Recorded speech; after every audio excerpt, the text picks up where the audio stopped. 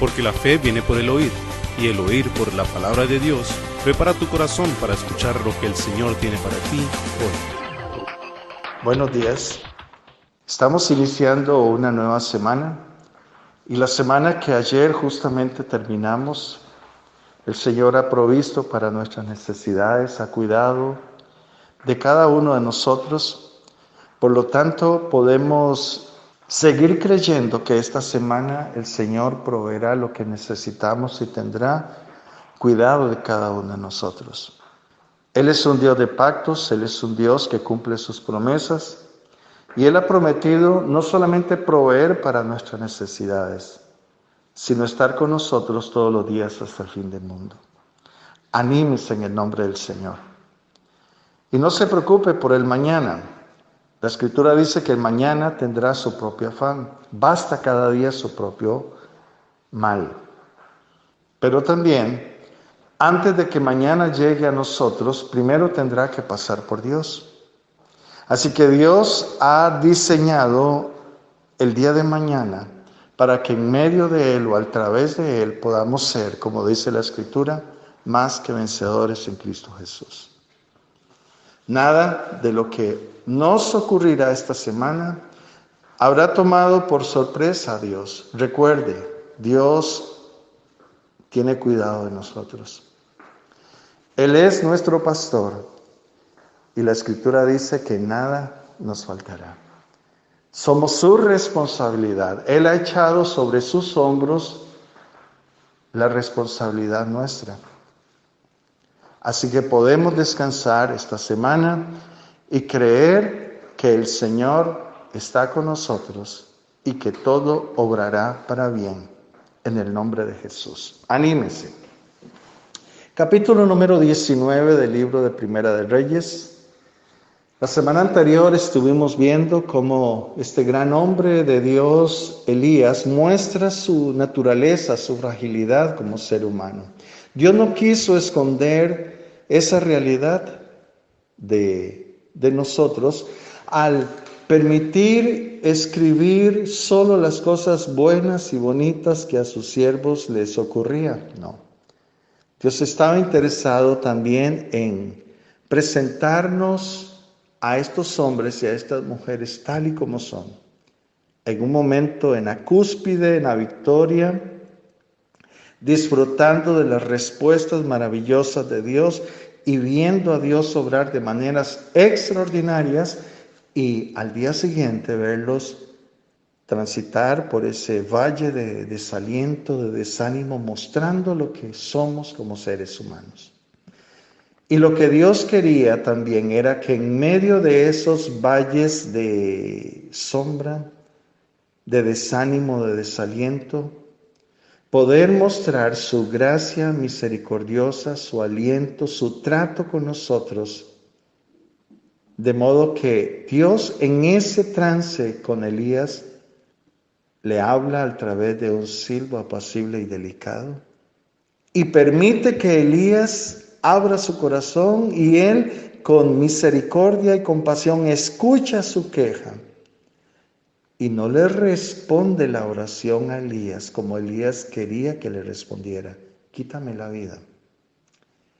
Dios lo corrige en su misericordia y le muestra que él no está solo, sino que hay 7,000 hombres y mujeres que él se ha reservado en Israel, que no han hecho pacto con Baal, y que su ministerio no ha terminado aún, porque aún quedan 3 personajes a los cuales él debe ungir: a Hazael por rey de Siria, a Jehú por rey de Israel, y a Eliseo, hijo de Safat, como profeta en su lugar.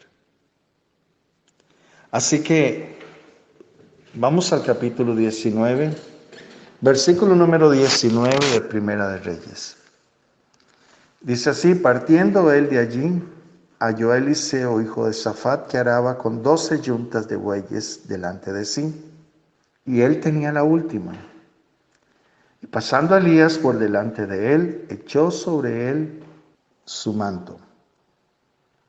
Entonces Dejando él los bueyes, vino corriendo en pos de Elías y dijo: te ruego que me dejes besar a mi padre y a mi madre, luego te seguiré. Y le dijo: ve, vuelve, ¿qué te he hecho yo? Versículo 21. Y se volvió y tomó un par de bueyes y los mató. Con el arado de los bueyes coció la carne, la dio al pueblo para que comiese.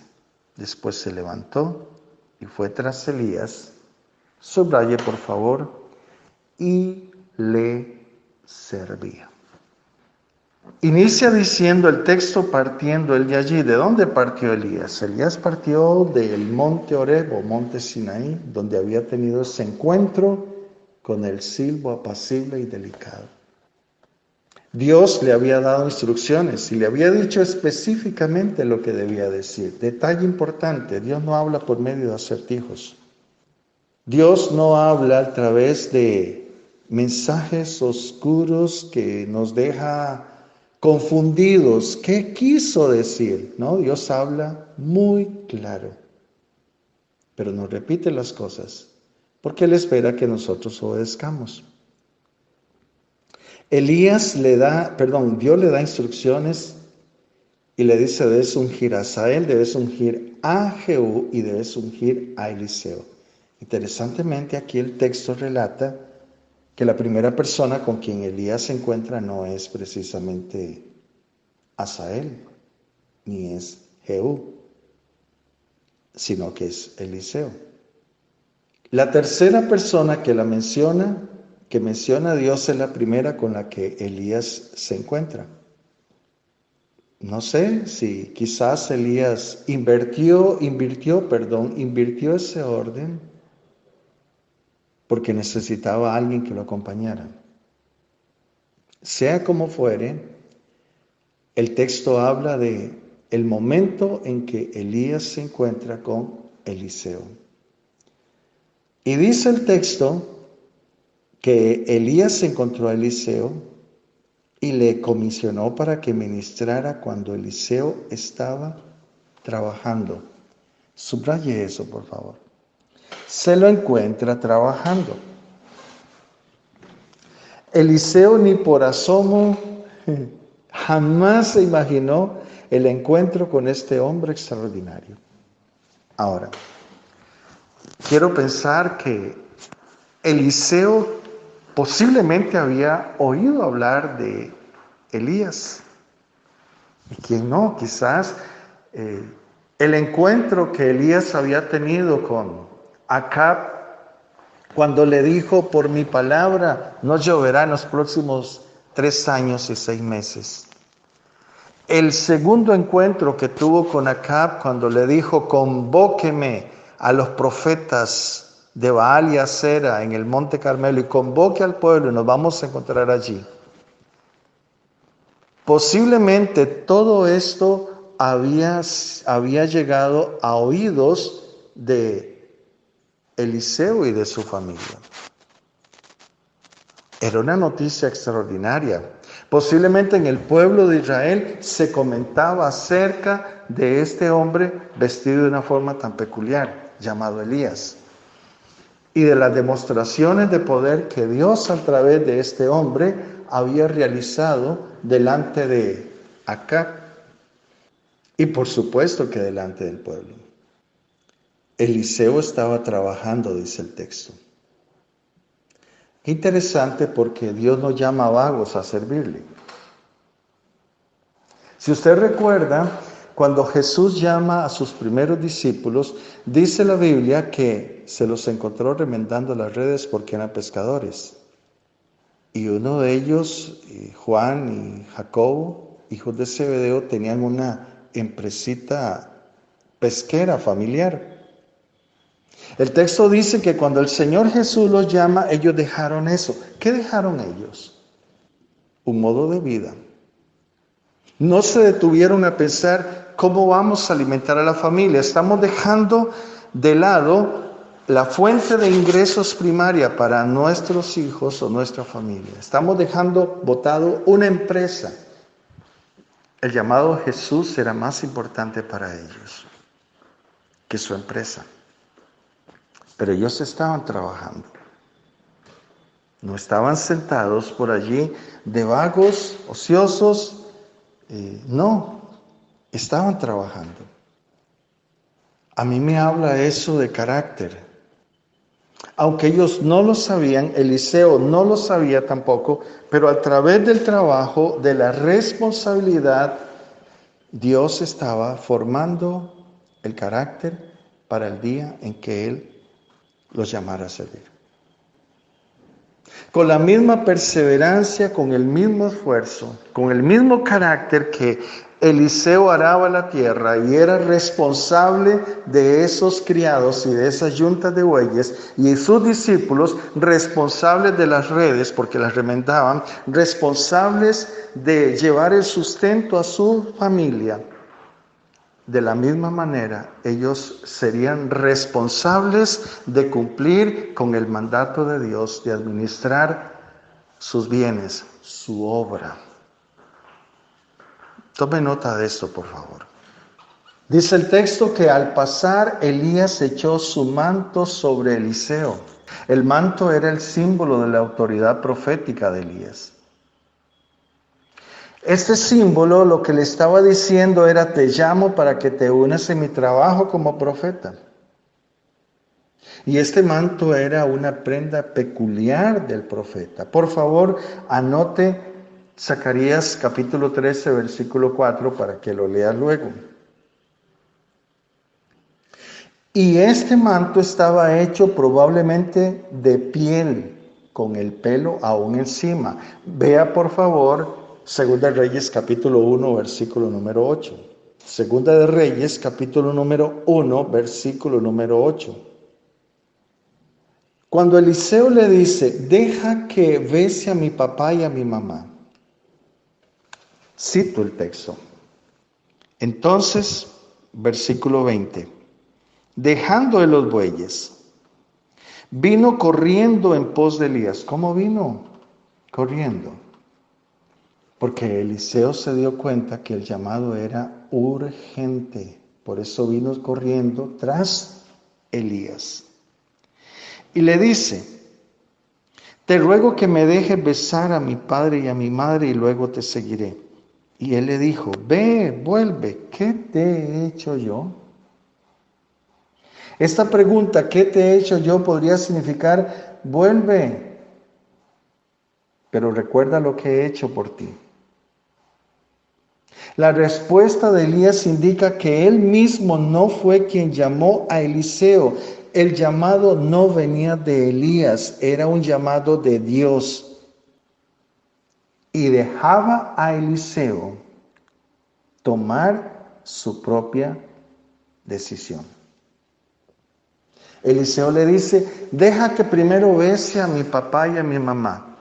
Quizás, hermanos, esas palabras significan que Eliseo era el primogénito de la familia.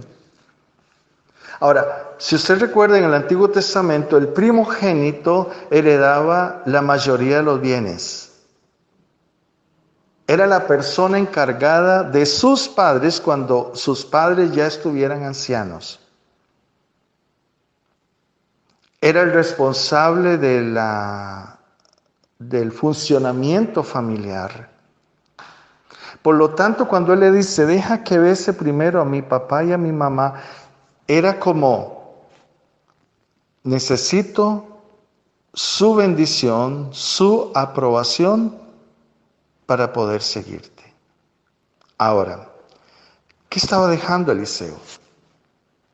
Si partimos de la suposición de que él era el heredero, puesto que estaba en el campo arando con sus siervos,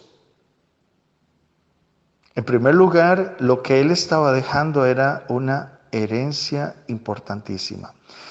Era un hacendado y tenía una empresa de agricultura. Dice el texto que manejaba 12 yuntas de bueyes y la última la llevaba él. En aquella época una yunta de bueyes era como el equivalente hoy día a un Massey Ferguson o a un John Deere, un tractor. Así que usted puede imaginarse que para tener 12 yuntas de bueyes había que tener posibilidades económicas. En segundo lugar, la tierra que araban no era una hectárea o una manzana. Posiblemente esta gente tenía una cantidad de tierra considerable. Piensa en todo lo que Eliseo tenía que sacrificar, entre comillas, que dejar por seguir a un hombre, comillas, a la aventura. O sea, era renunciar no solamente a un estilo de vida, era renunciar a su primogenitura y con todo lo que eso significaba. Le dice, deja que primero bese a mi papá y a mi mamá. Él quería honrarlos. Hermanos, eso habla de carácter. Eso habla del respeto que este hombre y el honor que este hombre le debía a sus padres. Otro detalle importantísimo. Dios no llama al rebelde a su servicio. Él llama a aquella persona que ha conocido la autoridad y está bajo autoridad. Aunque él era un hacendado, tenía mucho dinero, él entendía la importancia y la bendición de estar sujeto a las autoridades que Dios había puesto sobre él, papá y mamá, y él quería honrarlas. Cuando entendemos el concepto de autoridad, entonces podemos someternos a la autoridad. Hoy día hay muchos que dicen, yo ni me congrego, ni le tengo que rendir cuentas a nadie, solo a Cristo. Mentira del diablo. Si no somos capaces de sujetarnos a las autoridades que Dios ha puesto sobre nosotros, autoridades humanas, mucho menos vamos a sujetar a la autoridad de Dios. Dios necesitaba que el hombre que él iba a llamar a suceder a Elías conociera de autoridad y estuviera bajo autoridad, no el rebelde ni el vago. Otro detalle. Dios quería asegurarse que el hombre al cual él llamara no tuviera apegos a nada de este mundo, llámese como se llame.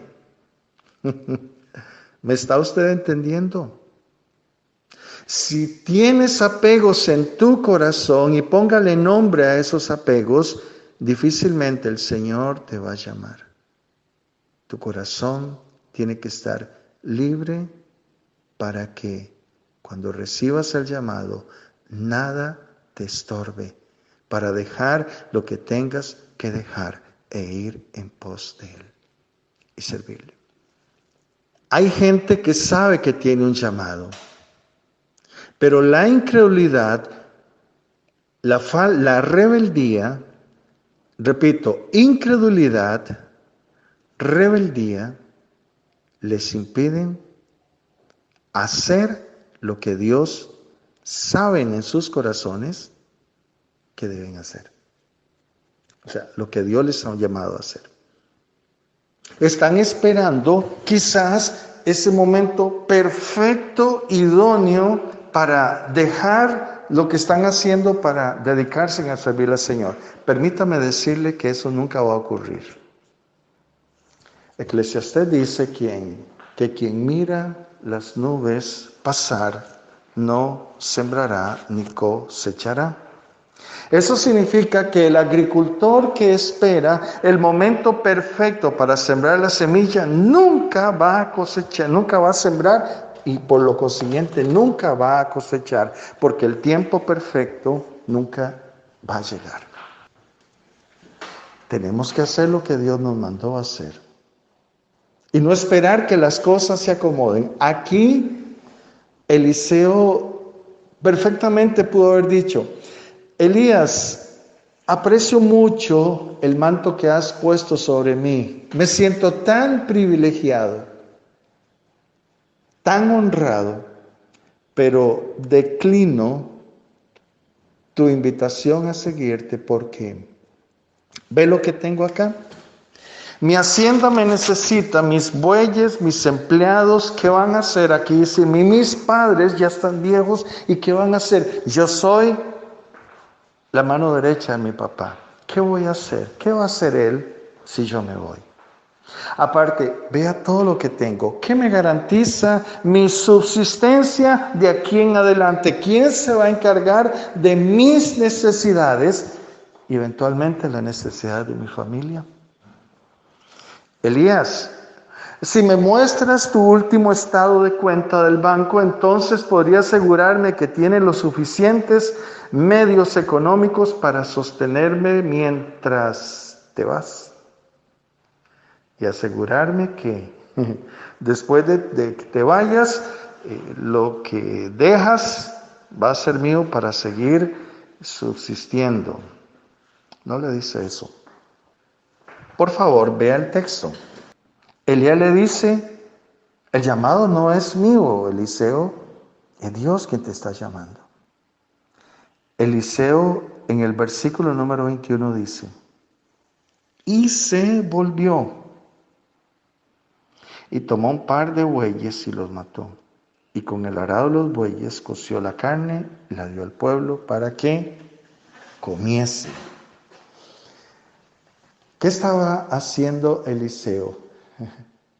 Públicamente lo que él estaba haciendo era renunciando a su estilo de vida, renunciando a aquello que hasta hoy conocía y que había sido su fuente de ingresos, subsistencia, estaba tomando el camino de la fe. ¿Cómo nos cuesta de pronto soltar aquellas cosas que nos garantizan la seguridad o el éxito? Le puedo servir al Señor, pero a mi manera. Y Dios esperaba que Eliseo le sirviera a su manera. Y su manera es, ¿quieres servirme? Tienes que dejar todo, absolutamente todo, aquello que te pueda estorbar para servirme. Damas y caballeros, tal vez hoy el Señor no está poniendo a través de Elías ese manto de piel con el pelo aún. Pero hay un llamado de Dios a su vida que es dejarlo todo para seguirle a Él. Y no quizás cosas materiales. Quizás el Señor no espera que usted salga de su trabajo como educador, educadora, de su trabajo en el banco, de su trabajo en alguna institución, de su negocio para dedicarse a tiempo completo a servirle. Quizás sí, quizás no. Pero a todos y cada uno de nosotros el Señor nos ha llamado a dejarlo todo, que Él sea nuestra prioridad, que todo lo que tengamos esté en un segundo plano en nuestro corazón, que Él sea el primero. Amarás al Señor tu Dios con todo tu corazón, con toda tu mente, con todas tus fuerzas. Dios quiere ser el primero en nuestra vida, que no haya algo que nos estorbe de amarle con todo nuestro corazón, algo que se interponga entre Él y nosotros. Aquello que se interponía entre Eliseo y Dios y su servicio, ¿sabe qué hizo Eliseo con él? Lo sacrificó. Mató los bueyes, el arado lo tomó como leña y coció la carne, pero no para sí, sino para darla al pueblo. ¿De qué habla eso? Eso habla de generosidad. Dios quiere que las personas que les sirvan a Él sean generosos. Con eso, Eliseo estaba demostrando que su corazón no estaba en la hacienda, que su corazón no estaba en sus padres, que su corazón no estaba en los bueyes ni en el arado. Su corazón estaba libre de esas cosas. Al momento en que Dios se las pide, Él no tiene objeciones en sacrificarlas, en entregarlas, porque se dio cuenta que el llamado de Dios era muchísimo más importante que cualquier cosa que Él jamás pudiera tener. Aleluya. ¡Qué privilegio que Dios te llame! Entonces, ¿por qué nos aferramos a las cosas de este mundo que son pasajeras? Debemos disfrutarlas mientras estén, pero no apegarnos a ellas, porque el día que nosotros nos apeguemos a ellas, que nuestro corazón se apegue a estas cosas del mundo, ese día se apagará el gozo en nuestro corazón y entrará el afán, entrará la preocupación, entrarán esas cosas que nos roban la comunión con Dios, porque nuestro corazón se desvió tras aquello que de pronto, sin darnos cuenta, se convirtió en nuestro amo. Eliseo está diciendo: no hay forma de regresar. Ya cerré las puertas, quemé los puentes. De aquí en adelante no volveré a mi antigua vida. Comodidad, riqueza, fama, influencia, adiós. Hoy decido tomar el camino del servicio. Por favor, vea el texto. Después se levantó, fue tras Elías. ¿Qué dice el texto? Le servía. Subraya esa frase. Le servía. Eliseo no estaba acostumbrado a servir. Por favor, ubíquese en ese contexto social de Eliseo. 12 yuntas de bueyes, una hacienda, primogénito quizás. Hombre acostumbrado a que le sirvieran. ¿Acaso tuvo un cambio tan dramático, tan radical, cuando Elías puso su manto sobre él? ¿Es posible que su corazón haya sido transformado en ese instante? Es una posibilidad. Es una posibilidad. Que algo tuviera ese manto. No sé. No estoy tan seguro. Creo más bien que lo que el manto hizo en Eliseo fue reafirmar lo que ya de por sí Eliseo era y tenía. No sé si me estoy dando a entender. Cuando el texto dice y le servía, posiblemente para Eliseo no era nuevo quitarse las sandalias de primogenitura, de hacendado, de influyente, de hombre adinerado. Posiblemente ya Eliseo era un hombre con un corazón maleable y él posiblemente no tenía problemas para servir a otras personas, puesto que no le costó trabajo servir a Elías. De hacendado a siervo. Qué cambio tan radical. De hombre importante a servidor. Eso es lo que hace Dios en el corazón del hombre, cuando realmente tiene un encuentro con Él. Anote eso, por favor. Luego, quiero que vayamos, por favor, al segundo libro de Reyes. Segundo libro de Reyes. Hay un texto allí que a mí me llama mucho la atención y está en el capítulo número 5. Capítulo número 5, del libro de Segunda de Reyes. Dice el texto número 15. Y volvió al varón de Dios, estamos hablando de Naamán, el general sirio, él y toda su compañía, y se puso delante de él y dijo: He aquí ahora conozco que no hay Dios en toda la tierra sino en Israel. Te ruego que recibas algún presente de tu siervo.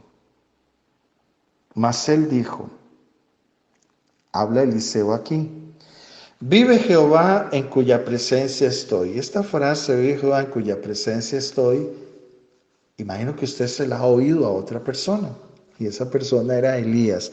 Note qué interesante cómo la vida de Elías, cómo Elías influenció tanto a Eliseo, que Eliseo termina repitiendo aquella famosa frase de Elías.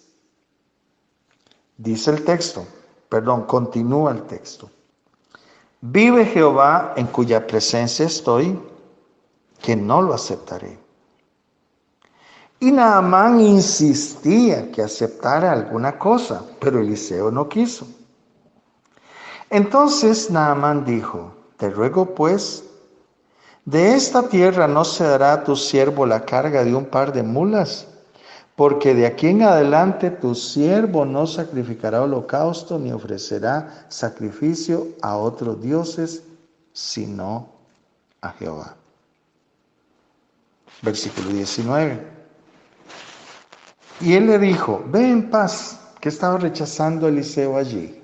Estaba rechazando todos aquellos regalos, todo aquel dinero, oro, plata, vestidos, que Naamán le estaba ofreciendo. Pero aparece aquí en escena el siervo de Eliseo, Giesi. Versículo 20. Entonces Giesi, criado de Eliseo, el varón de Dios, dijo entre sí: He aquí mi señor estorbó a este sirio Naamán, no tomando de su mano las cosas que había traído. Vive Jehová que correré tras él y tomaré de él alguna cosa. ¿Dónde tenía el corazón Giesi? En la avaricia. Él dijo: la oportunidad de tener finca, de tener hacienda, de tener bueyes, de tener todo lo que siempre he soñado, está ahora aquí a mi alcance a través de este hombre que ha venido a regalarle a Eliseo todo este dinero, pero lo ha rechazado. Yo no soy tonto, yo voy a tomarlo.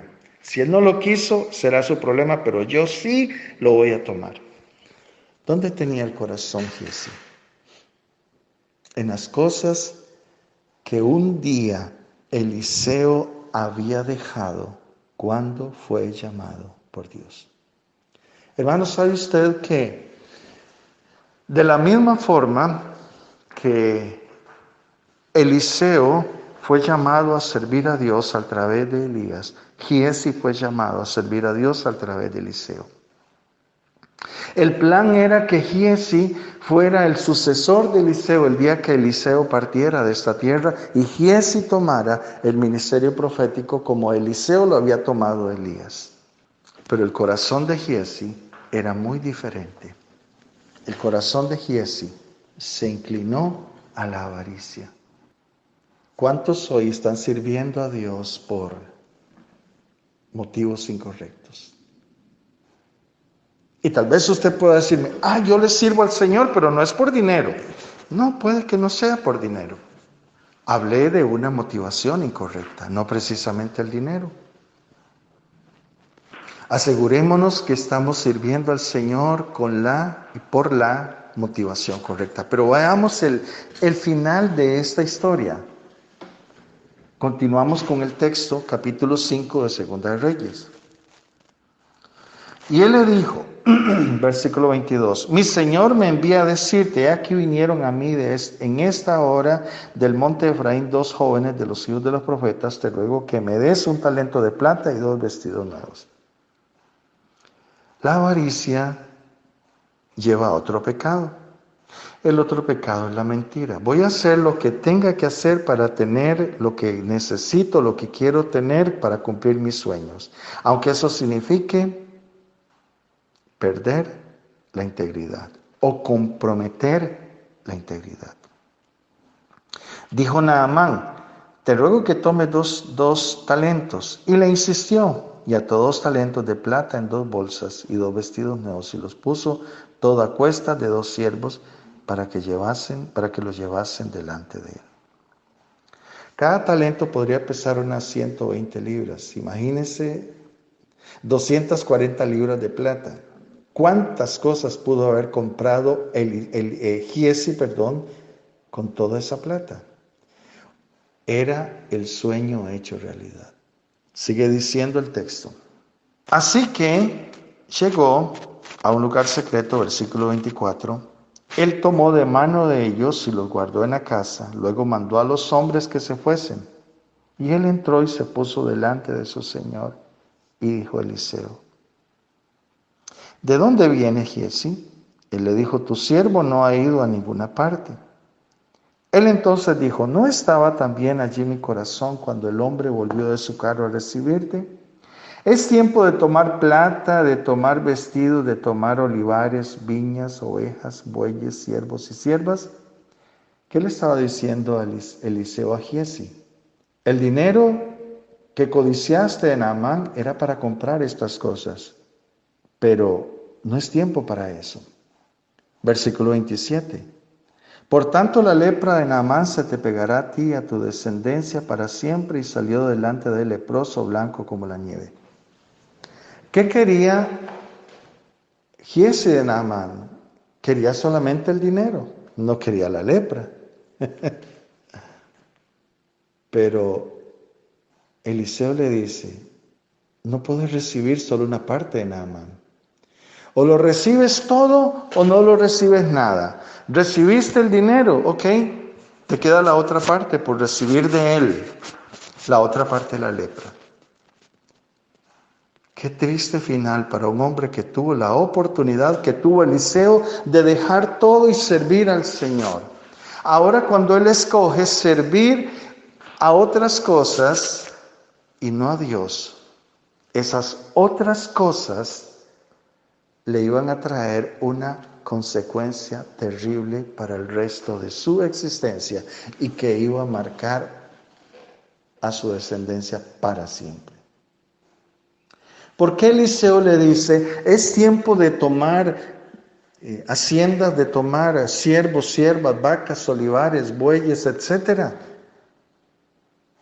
Lo que le está diciendo es, Giezi, yo dejé todas esas cosas para servir a Dios. Yo dejé todas estas cosas para seguir a Elías, para ser instruido por él, porque yo quería cumplir el propósito de Dios en mi vida.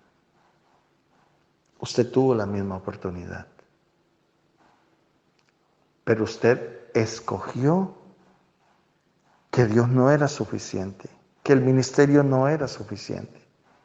Querías algo más que eso. Pero eso más no va a venir solo, siempre eso más va a traer consecuencias. Y es lo que nosotros no hemos entendido quizás. Y quizás esas consecuencias para nosotros hoy día sean eternas, como lo fue la lepra para la generación de Giezi. Qué triste hipotecar una generación que aún no había nacido por una codicia, por una avaricia. Hoy el Señor Jesús ha puesto un manto sobre usted, mi hermano, mi hermana. ¿Qué vas a hacer? ¿Qué cosas en tu vida todavía están tan apegadas que usted está dudando si acepta o no acepta, si sigue o no sigue con ese llamado de Dios para su vida? Hay un altar que te está esperando. Ese mismo lugar donde Eliseo sacrificó ese buey y ese arado. Símbolos de lo que lo ataba a esta vida para seguir al Señor. Quizás hoy es necesario, esta mañana es necesario que usted traiga ese buey y ese arado. Póngale el nombre que eso tiene para usted. Y lo queme delante del Señor y le diga: Señor, mi corazón hoy toma la decisión de renunciar a estos apegos para seguirte y para servirte. Te bendigo en el nombre del Señor y que el Espíritu Santo te dé la gracia para seguir adelante y servir al Señor sin vacilaciones ni apegos.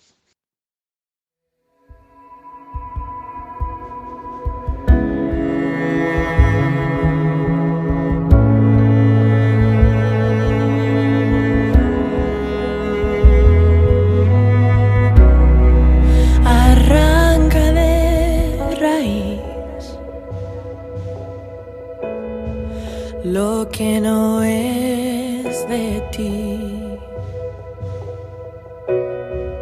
el velo deshaz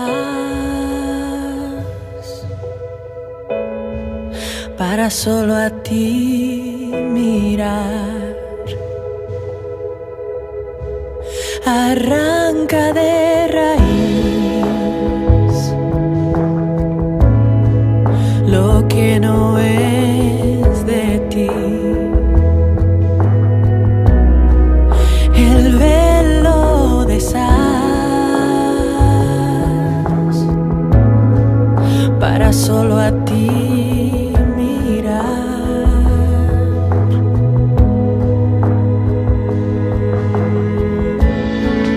Voy a seguirte en pos de tu presencia.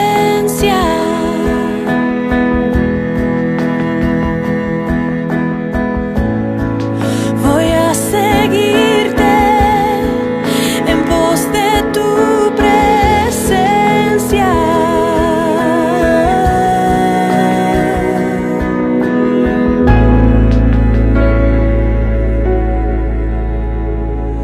Abre mis ojos, escudriñame. No puedo vivir sin tu presencia. No puedo vivir sin tu presencia. Prosigo hacia ti. No te alejes de mí, rompiendo las barreras, pues tú no me negarás.